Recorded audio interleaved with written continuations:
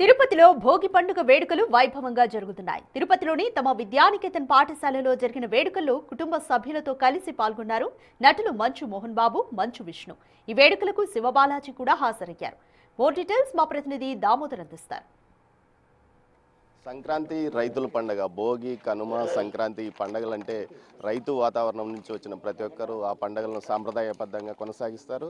రైతు కుటుంబం నుంచి వచ్చిన మోహన్ బాబు కూడా ఏదైతే విద్యా సంస్థల ప్రారంభం నుంచి సంస్కృతి సంప్రదాయాలు ఏదైతే విద్యార్థులకు తెలియజెప్పడం కోసం భోగి మంటలు వేయించడం ఆనవాయితీగా చేస్తున్నాడు. ప్రస్తుతం మనతో డాక్టర్ మోహన్ బాబు గారు ఉన్నారు. సార్, ఈ సంస్కృతిని మీరు ఎందుకు ఈ పిల్లలకు అలవాటు చేయాలనుకుంటున్నారు? మన సంస్కృతిని మర్చిపోకూడదు. మన తల్లిదండ్రులు నేర్పించినటువంటి సంస్కృతి, దాన్ని మర్చిపోతే ఎట్లా? మనం మనుషులమే కాదు, మన సంస్కృతి చాలా గొప్పది. అందుకని దీనికి ఒక కారణం ఉంది. భోగి అంటే బలిచక్రవర్తి భూలోకం నుంచి పైకి వచ్చి, అంటే పాతాళ లోకాన్ని నుంచి బయట వచ్చే రోజు బలిచక్రవర్తి. చక్రవర్తి చాలా ఎంత గొప్పవాడో తెలుసు. ఈ మడుతున్నాయి కదా కర్రలు, దానిలో నుంచి కొంచెం విభూతి తీసుకొని బూడిద అది పెట్టుకొని ఈ నీళ్ళతో తలస్నానం చేస్తే మంచి జరుగుతుంది. కేరళలో ఒక టైప్ చేస్తారు, ఒక్కొక్క ఊర్లో ఒక టైప్ చేస్తారు. మనది మంచి ఆచారం అండి. అంటే పాత వస్తువులు ఏమైనా పనికిరాని ఉన్నటువంటి వేసి తగలబెట్టి మళ్ళీ కొత్త వస్తువులు కొనుక్కోవచ్చు. ఈ సంక్రాంతి శుభాకాంక్షలు అందరికీ. మీరు గ్రామీణ వాతావరణం నుంచి వచ్చారు, ఎలాంటి అనుభూతులు ఉన్నాయి? చాలా కొత్త అనుభూతి.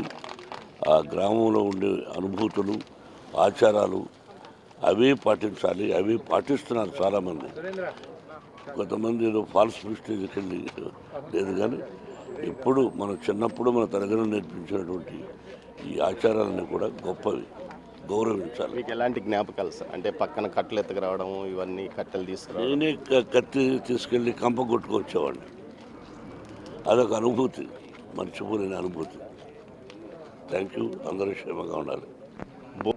ఎలా ఉంది మీకు ఇక్కడ ప్రత్యేకంగా ఇటు రావడం? హ్యాపీగా ఉందండి. గతంలో కూడా వచ్చారు, లాస్ట్ టైం కూడా. అంటే ప్రతి సంవత్సరం వీరితో ఈ కుటుంబంతో కలిసి సంక్రాంతి సంబరాల్లో పాల్గొంటారు. అవును సార్, ఎప్పుడు వచ్చేసి he always make sure that నువ్వు రా, ఇక్కడ ఉంటారు. సో ఎప్పుడు హ్యాపీనెస్ ఉంటుంది అనమాట. ఆయన ప్రేమగా పిలుస్తున్నప్పుడు ఆయన అంత ప్రేమగా చూసుకుంటారు. సో ఇది కర్ణాటక అనుకుంటారు నేటివ్? లేదండి, పుట్టి పెరిగిన చెన్నైలో, బతికేదే తెలంగాణలో. చెన్నైలో కూడా సంక్రాంతి బాగానే, తమిళనాడు పొంగల్ అంటారు దాన్ని. పొంగల్ అంటారు, తర్వాత మాటు పొంగల్ అంటారు, కానం పొంగల్ అంటారు. సో అదొక అంటే చైల్డ్హుడ్లో ఇట్స్ న్యూ ఇది కదా. ఇప్పుడు ఏముంది, ఇప్పుడు అన్ని ఎవ్రీడే సంక్రాంతి ఫర్ మీ. ఇప్పుడు అంటే ఇలాంటి వాతావరణం తమిళనాడులో కూడా చూస్తారు. యా ఉంటుందండి.